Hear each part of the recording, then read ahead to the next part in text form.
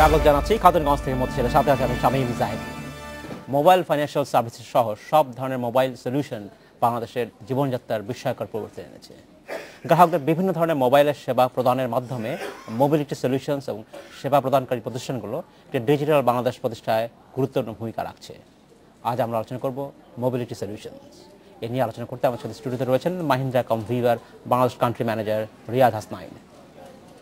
জনাব হাসনাইন, আপনাকে স্বাগত জানাচ্ছি। কেমন আছেন আপনি? ভালো আছি, ধন্যবাদ আপনাকে।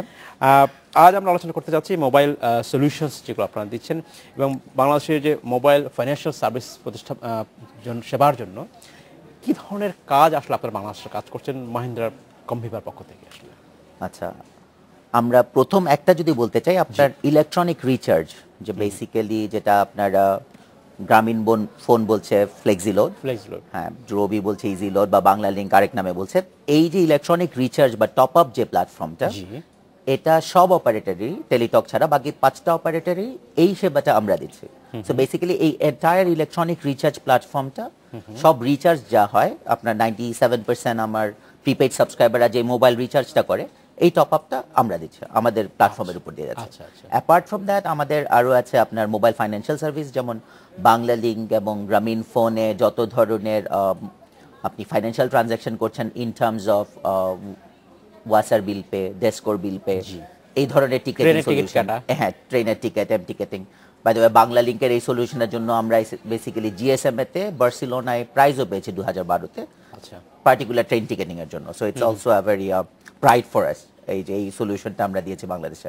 আচ্ছা, সো এই ধরনের আরো নানা ধরনের মোবাইল ফাইন্যান্সিয়াল সার্ভিসেস আমরা বাংলাদেশে প্রোভাইড করছি এবং আরো নতুন নতুন সলিউশন নিয়েও আমরা আসছি, এটা ভবিষ্যতে আপনারা দেখতে পাবেন। বাংলাদেশে যদি আমরা মোবাইল সার্ভিসেস কথা বলি, চিন্তা করি ফাইন্যান্সিয়াল সার্ভিসের কথা যখন বলি, আমরা কিন্তু খুব লিমিটেড কাজের মধ্যে সীমাবদ্ধ রয়েছি। বলি যে আসলে টাকা পাঠানো এবং টাকা গ্রহণ করার মধ্যেই সীমাবদ্ধ সত্যিকার অর্থে।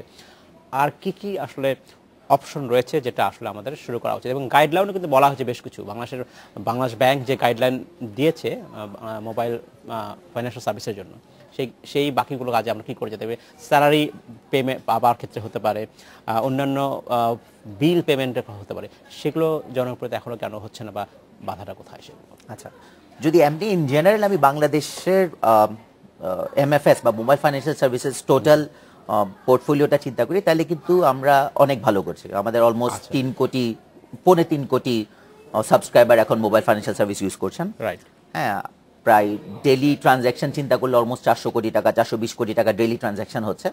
কিন্তু আপনি ইউ আর অ্যাবসলিউটলি রাইট, এখনো আমরা most of the transaction is P2P transfer, শুধু টাকা পাঠানো এবং আদান প্রদানের জন্যই আমরা এটা করছি। রিসেন্টলি বোধহয় ঢাকা ইউনিভার্সিটির একটা রিপোর্ট বেরিয়েছে গত মাসে বা তার আগের মাসে বোধহয়, যেটা দেখেছে আমাদের ঢাকা শহরের অলমোস্ট 75% রিক্সা চালকেরা তাদের দেশে টাকা পাঠায় through mobile financial service. So এগুলো যুগান্তকারী ব্যাপার, নো ডাউট অ্যাবাউট দ্যাট। কিন্তু মোবাইল ফাইন্যান্সিয়াল সার্ভিস কিন্তু শুধু P2P ট্রান্সফার না, it has far beyond than that. Right, কারণ আজকে মোবাইল ফোন শুধু আপনার কথা বলার জন্য বা সেলফি তোলার জন্য সীমাবদ্ধ না, it has gone far beyond এবং অপরচুনিটি অনেক বেশি। আমি স্পেসিফিক্যালি বলবো পেমেন্টের কথা, মোবাইল পেমেন্ট বা মোবাইল ওয়ালেট বেসড সলিউশন, যেটা আমরা ফোরকাস্ট করছি বা উন্নত বিশ্বে যেটা এখন চিন্তা করছে আগামী নেক্সট 5 to 10 ইয়ার্সের মধ্যে। বেসিক্যালি আমরা বলছি বা আমরা প্রেডিক্ট করছি যে আপনার মোবাইল ফোন প্র্যাকটিক্যালি আপনার মানি ব্যাগকে রিপ্লেস করে কিভাবে হবে একটু ব্যাখ্যা করবেন?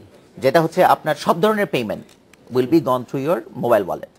আপনার একটা ওয়ালেট যদি মোবাইল ওয়ালেট যদি থাকে, সেখানে আপনি আপনার সব ধরনের ব্যাংক কার্ড অলরেডি ইনকর্পোরেট করতে পারবেন এবং এমপজের মাধ্যমে আপনার ওই মোবাইলটা দিয়েই আপনি কিন্তু পজ মেশিনে চার্জ করতে পারবেন। You don't need to have the physical card in your hand.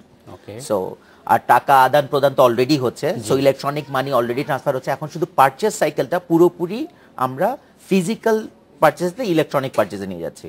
সাথে আপনার যে কোনো ধরনের ব্যাংকের ক্রেডিট, আপনার যদি মোবাইল ওয়ালেটে ইলেকট্রনিক মানি নাও থাকে, আপনার ধরেন ফর এক্সাম্পল আপনার বিকাশ ওয়ালেট আছে, বিকাশ ওয়ালেটে আপনার টাকা নেই, কিন্তু আপনার মোবাইল ওয়ালেট আছে যেটাতে আপনি আপনার অন্য ব্যাংকের ক্রেডিট কার্ড অলরেডি ইনস্টল করে রাখতে পারবেন, যেটা দিয়ে আপনি যে কোনো সময় যে কোনো মার্চেন্টকে আপনি পে করতে পারবেন without having the pause machine. যার পজ মেশিন থাকার দরকার নাই। সো এইভাবে স্লোলি এই সেবাগুলো ইনকর্পোরেট হলে আমরা পুরোপুরি আর কি মানে ডিজিটাল ইকোনমিতে চলে যাব, যে আপনার এই ক্যাশ বেস যা হার্ড ক্যারি করা লাগবে না, আমরা পুরোপুরি ইলেকট্রনিক মিডিয়াতে ট্রান্সফার করতে পারবো পুরো ট্রানজাকশনটাকে। এবং এটাতে আরেকটা বড় ব্যাপার হচ্ছে, আপনি এখন যদি দেখেন যে আমাদের লো এন্ড মার্চেন্ট যারা, তারা জানেন আপনার মুদি দোকান বলেন বা নর্মাল যে মার্চেন্ট, ওরা কিন্তু ক্রেডিট কার্ড ফ্যাসিলিটি পায় না, ওরা আনব্যাংক পপুলেশন। রাইট। হ্যাঁ, আমাদের ব্যাংক পপুলেশন তো বোধহয় only 15-20%। So most of our people are still unbanked population. এবং তাদেরকে আপনি যখন এই সেবাগুলো দিতে, তখন কিভাবে দেবেন? তার তো ক্রেডিট কার্ড নাই, ওখানে গিয়ে আপনি ক্রেডিট কার্ড চার্জ করতে পারছেন না। But mobile banking has the last mile approach, যে ও কিন্তু একদম ওই এন্ড পর্যন্ত একদম প্রান্তিক জনগোষ্ঠীর কাছে পৌঁছে যাবে। সবার কিন্তু মোবাইল আছে, সবাইকে আপনি মোবাইল ওয়ালেট এনাবেল করতে পারবেন। আর আপনার যদি এমপজ এনাবেল করতে পারেন, আপনি কিন্তু যে কোনো জায়গায় আপনার মোবাইল ফোনটা, স্মার্টফোনটা will be translated as a pause machine, যেটা দিয়ে আপনি ট্রানজাকশন করতে পারবেন। সো আপনার কখনোই আর ফিজিক্যাল মানি ইউজ করার দরকার হবে না আর কি, যেটা আমরা বলতে যাচ্ছি। মোবাইল ফোন যে এখন যেভাবে আপনার ক্যামেরাকে অলরেডি রিপ্লেস করে দিয়েছে টু সার্টেন এক্সটেন্ট, আমরা বলছি ওয়ালেটও রিপ্লেস করে দেব আমরা ইন নিয়ার ফিউচার। আপনি যখন আমরা মোবাইল ফাইন্যান্সিয়াল সার্ভিসের কথা বলছি, ব্যাংকিং কথা বলছি, তখন সিকিউরিটি, নিরাপত্তা একটা বড় ইস্যু দাঁড়ায়। এই নিরাপত্তা দুই ধরনের আসলে আছে। এক ধরনের হচ্ছে যে টেকনোলজিক্যাল নিরাপত্তা আছে কিনা, আপনার অ্যাকাউন্টে অন্য কেউ হ্যাক করলো কিনা, এটা এক ধরনের নিরাপত্তা আছে। আবার ঠিক আর এক ধরনের নিরাপত্তা বলতে আমরা যেটা বুঝি, যে আমরা প্রায় দেখি যে এখন আমাদের অনেকগুলো মোবাইল সার্ভিস, যারা মোবাইলের মাধ্যমে ব্যাংকিং করছেন, সেখানে মিথ্যা নামে তারা ব্যাংক অ্যাকাউন্ট খুলছেন। এবং যদিও বাংলাদেশ ব্যাংক থেকে বলা হয়েছে যে KYC যে ফর্ম, সেটা সঠিকভাবে পূরণ করতে হবে, সেটা আসলে মানা হচ্ছে না। এইখানে কি আসলে টেকনোলজি পার্টের কিছু করার আছে কিনা, যেটা না হলে এই ফ্রড বা এই সিকিউরিটি ইস্যুগুলোকে আসলে মানে আমরা কিভাবে সেটাকে কন্টেইন করতে পারি? আমি টেকনোলজি পার্টে একটু পরে আছি। প্রথমে আপনাকে বলি যে প্রথম যে মেইন প্রবলেমটা আমাদের যে ফ্রড অ্যাকাউন্টগুলো হয়, জি, সেটা যদি আপনি প্রপারলি অ্যাড্রেস করতে পারেন, তাহলে কিন্তু আপনার 80% অফ দ্য প্রবলেম কমে যাবে। এখন যেটা হয় যে নাম পরিচয়হীন ভুয়া নামে রেজিস্ট্রেশন করে আপনি একটা সিম নিলেন, ওটাকেই আপনি এজেন্ট সিম বানালেন, ওটা দিয়ে আপনি ট্রানজাকশন করলেন, এবং এরপরে আপনি চাঁদাবাজি করেন, যাই করেন, ওই সিম আর ট্রেস করার উপায় নাই, কারণ সেটা একটা ভুল নামে রেজিস্টার্ড। রাইট। এটা হচ্ছে আপনার মেজরিটি অফ দ্য কমপ্লেন। আপনি যদি কমপ্লেনগুলো দেখেন মোবাইল ট্রানজাকশন নিয়ে, লাস্ট বিকাশও একটা রিপোর্ট করেছে, বা ওদের একটা গতকাল বোধহয় প্রথম আলোতে একটা রিপোর্ট করেছে, যেখানে বিকাশের রেফারেন্স দিয়ে এসেছে যে কত ধরনের কমপ্লেন ওরা পেয়েছে। এবং সম্ভবত সেখানে তারা প্রায় 5000 এজেন্ট বাতিল করেছে গত কয়েকদিনের মধ্যে। সো বাট মেইন সমস্যাটা কিন্তু অন্য জায়গায়। আপনি যদি একটু অন্যভাবে দেখেন, মেইন সমস্যা হচ্ছে আমাদের ওই ন্যাশনাল আইডি কার্ড, যেটা ইউজ করছি, যেটা ম্যান্ডেটরি যে কোনো সিমের জন্য, ওখানেই কিন্তু আমাদের প্রবলেমটা রয়ে গেছে। কারণ ওটা কোনো স্মার্ট কার্ড না, যে কোনো কেউ ওটা আপনার অলমোস্ট এভরি কর্নারে আপনি কিন্তু একটা ফেক ভোটার আইডি কার্ড বানিয়ে দিচ্ছে, যেটা দেখে আপনি একটা যে কোনো জায়গা থেকে গিয়ে সিম কিনছেন, ও কিন্তু ওটার ভেরিফাই করার কোনো সুযোগ নাই। আচ্ছা। সো দুটো জিনিস হতে পারে। একটা হচ্ছে আপনি এই নর্মাল ভোটার আইডি কার্ড বা আমাদের ন্যাশনাল আইডি কার্ডকে স্মার্ট কার্ডে রূপান্তর করবেন, যেটা একটু ব্যয় সাপেক্ষ, কিন্তু আমরা অলরেডি বোধহয় কিছু কাজ শুরু হয়েছে, কিছু প্রজেক্ট শুরু হয়েছে এবং ডেলিভার হয়ে যাবে, এবং দ্যাট উড বি আলটিমেট। আপনি যদি এটাকে স্মার্ট কার্ডে রূপান্তর করেন, তাহলে কিন্তু আপনি একজন ব্যক্তির একটাই আইডেন্টিটি, আপনি চাইলেই আর একটা ফ্রড অ্যাকাউন্ট খুলতে পারবেন না, কারণ ওইটাই আপনার আইডেন্টিটি। আপনি যখনই ওই কার্ড পাঞ্চ করেন, all your details will be coming up. আর একজন দ্বিতীয় ব্যক্তি কিন্তু আপনার নামে বা অন্য কোনো ফেক নামে আর আইডি খুলতে পারবে না। সো ওটা ওইখানেই ব্লক হয়ে যাবে। আর একটা হচ্ছে, ওটা যেহেতু একটু ব্যয় সাপেক্ষ, সময় সাপেক্ষ ব্যাপার, এখন আপনি যেটা করতে পারেন যে এখন তো আমাদের একটা ডেটাবেজ আছে অলরেডি, ন্যাশনাল একটা ভোটার আইডি ডেটাবেজ আছে, আপনি ওটাতে একটু অ্যাক্সেসটা ওপেন করে দেন, যাতে মোবাইল অপারেটররা বা যারাই যখন সিম বিক্রি করবে, তখন যেন সে একটা মোবাইল আপনার ভোটার আইডি কার্ড যখন সাবমিট করলে, আমি যখন ক্রস চেক করে নিতে পারি যে whether this is correct or not, যারা আপনার অনেক অ্যাক্সেস পাবে, যাদের প্রয়োজন আছে। এক্স্যাক্টলি। কিন্তু এটা হয়ে গেলে আপনি দেখবেন 70% অফ দ্য প্রবলেম সলভ হয়ে যাবে। আপনাকে যদি আমি আইডেন্টিফাই করতে পারি, তখন কিন্তু আপনার ওই ভুল জিনিস করার বা আনলফুল জিনিস করার প্রবণতাটা কমে যাবে, বাট যে ভয়টা থেকে যাবে যে you can be caught any time, কারণ আপনার আইডেন্টিটি তো সিকিউরড। আপনার একজন মানুষ, একটা identity, you can be traced anywhere. So এটাই একটা প্রবলেম। আর টেকনোলজিক্যাল সিকিউরিটির কথা, টেকনোলজিক্যালি গ্লিচ ইজ দেয়ার। আপনার পেন্টাগনের সাইটও হ্যাক হচ্ছে। সো ওটা এক্সট্রিমলি ফুল প্রুফ কখনোই বলা যাবে না, কারণ ইটস অলওয়েজ চেঞ্জিং। আমরা যতই অ্যাডভান্স টেকনোলজি সিকিউরিটি এনহ্যান্স করি, আমাদের হ্যাকাররা বা কাউন্টার যারা চেষ্টা, তারাও কিন্তু এক স্টেপ আগে আবার চেষ্টা করছে। But it's a constant process. But যত দিন যাচ্ছে সিকিউরিটি কিন্তু টাইটেন হচ্ছে। আপনি এই যে ফ্রডগুলো বা ক্রেডিট কার্ড ফ্রড, যেটা আগে যত বেশি শোনা যেত, আস্তে আস্তে কিন্তু কমে আসছে। সো বেসিক্যালি এই ধরনের technologically we are making its more tighten, security অনেক ভালোভাবে ইনশিওর করার চেষ্টা করতেছে, যাতে খুব সহজে হ্যাকাররা হ্যাক না করতে পারে। বাট দেন এগেইন, আমি বলতে পারবো না যে এটা 100% সিকিউর। টেকনোলজিক্যালি কোনো কিছুই 100% সিকিউর না। অ্যাট লিস্ট এখন পর্যন্ত করা যাবে না। আমরা যদি মোবাইল ব্যাংকিং এর জনপ্রিয়তা বৃদ্ধির কথা বলি, এখনো সেটা লিমিটেড রয়েছে একটা ব্যাংক থেকে একটা নির্দিষ্ট ব্যাংকের মাধ্যমেই সেটাকে লেনদেন করা যাচ্ছে। ইন্টার ব্যাংক ইন্টারঅপারেবিলিটি যেটা বলি, এক্স্যাক্টলি সেই অবস্থাটা হচ্ছে না।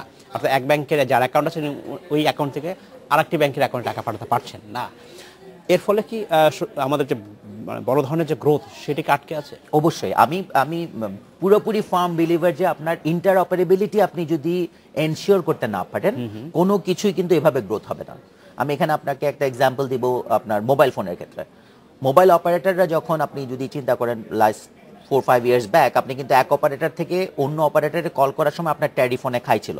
যেমন আপনি যখন জিপি থেকে বাংলা লিংকে কল করতেন এক ধরনের ট্যারিফ, অনেক high tariff, GP to GP অনেক কম ট্যারিফ। এটা কিন্তু পরে আমাদের রেগুলেটরিরা একটা রেগুলেটরি রেজিমের মাধ্যমে ওটা বলেছে যে না, you cannot charge so high. So হলে কি ইন্টারঅপারেবিলিটিটাকে ওপেন করে দিয়েছে, এই জন্য কিন্তু কম্পিটিশন বেড়ে গেছে। মোবাইল অপারেটর এখানে অপ্রাসঙ্গিক হলে বলা ভালো যে এখানেও মোবাইল নাম্বার পোর্টেবিলিটি থাকা উচিত। তাহলে বড় যারা অপারেটর তাদের অন্য যারা ক্ষুদ্র অপারেটর তারা উপকৃত হবে, সত্যিকার উপকৃত হবে বাংলাদেশের কাস্টমাররা। আপনাকে ধন্যবাদ। আমাদের সময় হচ্ছে একটি বিরতিতে যাবার, ফিরে এসে আবার কথা বলবো। সময় হলো একটি বিরতিতে যাবার, ফিরছে শীঘ্রই, সাথেই থাকবেন।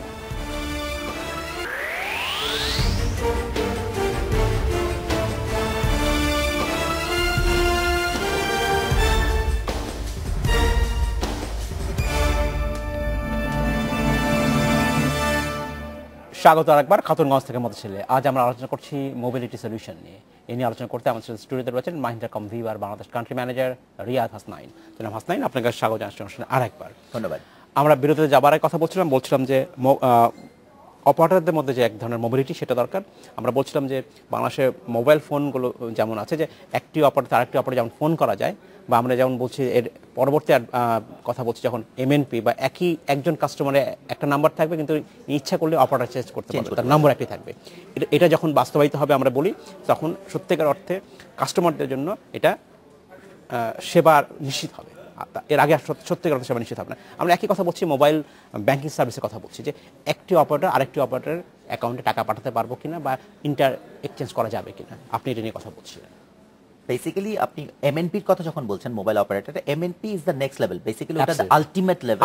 আপনি আপনার মোবাইল নাম্বারটাই পোর্টেবল করবেন। আপনি আজকে বাংলা লিংকের গ্রাহক, যে নাম্বার বাংলা লিংকের 019 দিয়ে যে নাম্বার ইউজ করছেন, আগামীকাল জিপিতে গেলেও সেম নাম্বার হবে, কিন্তু আপনি জিপির ক্লায়েন্ট হবেন। সেক্ষেত্রে আপনি আলটিমেট মোবিলিটিটা পাচ্ছেন, একদম পুরো ইন্টারঅপারেবিলিটির পুরো ফ্যাসিলিটিটা পাচ্ছেন। কিন্তু তার আগে অ্যাটলিস্ট বেসিক মিনিমাম যে আপনি যখন এক অপারেটর থেকে আরেক অপারেটরের কথা বলছেন, অননেট অফনেট কলের মধ্যে যেন অনেক ভেরিয়েশন না হয়, এগুলোও রেগুলেট করা হয়েছে সো দ্যাট আমরা ইউজাররা একটা বেনিফিট পাই। বিটিআরসি এখন বলেছে, অপারেটরগুলোকে বলেছে তারা যেন এমএনপি চালু করে, এবং যেহেতু অপারেটরগুলো করতে অনাগ্রহ দেখাচ্ছে বিশেষ করে বড় অপারেটররা, এই কারণে বিটিআরসি থার্ড পার্টির মাধ্যমে এমএনপি চালু করতে যাচ্ছে। সো অপারেটর একটা বড় রেগুলেটর একটা বড় ভূমিকা রাখে। তো আমরা আশা করব এই ক্ষেত্রে রেগুলেটর বড় ভূমিকা থাকবে। এক্স্যাক্টলি, মানে আমরা যেটা বলছি এখন যেমন আপনার এক ওয়ালেট থেকে আরেক ওয়ালেট, আপনার আইএফআইসি মোবাইল ব্যাংকিং থেকে বিকাশ আপনি টাকা পাঠাতে পারছেন না, বিকাশ থেকে ডাচ বাংলা ওয়ালেটে টাকা পাঠাতে পারছেন না, ওয়ালেট থেকে ওয়ালেট, এক ওয়ালেট থেকে আরেক ওয়ালেট বা এক মোবাইল ব্যাংকিং ফ্যাসিলিটিস থেকে আরেক জায়গায় পাঠাতে পারছেন না এবং রিসিভও করতে পারছেন না। এটা আপনাকে অ্যাটলিস্ট এনশিওর করে দিতে হবে যাতে সবাই সেম এনভায়রনমেন্টে এসে কম্পিটিশনের সুযোগটা লাভ করে। সেক্ষেত্রে অনেক তাড়াতাড়ি এটা ফ্লারিশ করবে আর কি, যেটা আমরা মোবাইল অপারেটরদের ক্ষেত্রে দেখেছিলাম মোবাইল টেলিফোনের সময় আর কি। মোবাইল ফাইন্যান্সিয়াল সার্ভিসের ক্ষেত্রে যে রেগুলেটরি এনভায়রনমেন্ট আছে, আপনার কি মনে হয় সেটা ঠিক আছে বা আর কি পরিবর্তন আনা যেতে পারে? আমি জানি না আপনি দেখেছেন কিনা, ভেরি রিসেন্টলি এই মাসের প্রথম দিকেই নতুন কিছু গাইডলাইন দিয়েছে Bangladesh bank in terms of mobile financial services, এবং যেটা আমি বলবো সাম রেভলিউশনারি স্টেপ আর কি আগে যা ছিল তার চাইতে। কারণ আগে যেটা ছিল সেটা হচ্ছে যে আমাদের মোবাইল ফাইন্যান্সিয়াল সার্ভিসটা পুরোপুরি ব্যাংক লেড মডেল।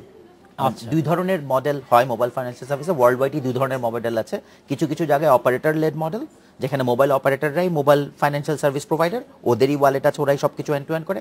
কিছু কিছু জায়গায় ব্যাংক লেড মডেল, যে ব্যাংকই হচ্ছে সব কিছু এন্ড টু এন্ড করে, অপারেটর শুধু আপনাকে লাস্ট মাইলটা দিবে, শুধু কানেক্টিভিটিটা দিবে। আপনি শুধু ইউএসএসডি চ্যানেলটা পাচ্ছেন অপারেটরের কাছ থেকে to reach his subscriber, everything else কিন্তু ব্যাংকরা করছে।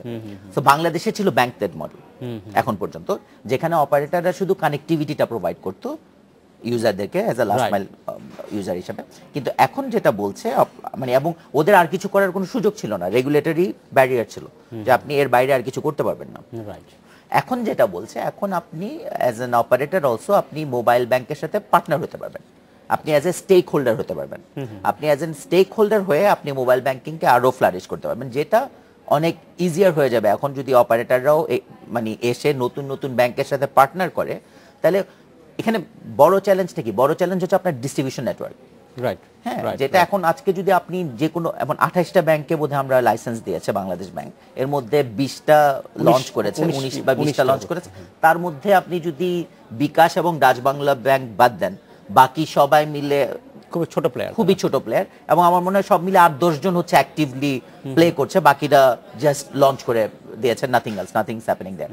কিন্তু এটা যদি আপনি দেখেন যে ওরা যদি, ওদের মেইন বটলনেকটা কোথায়? ওদের বটলনেক হচ্ছে ডিস্ট্রিবিউশন চ্যানেল।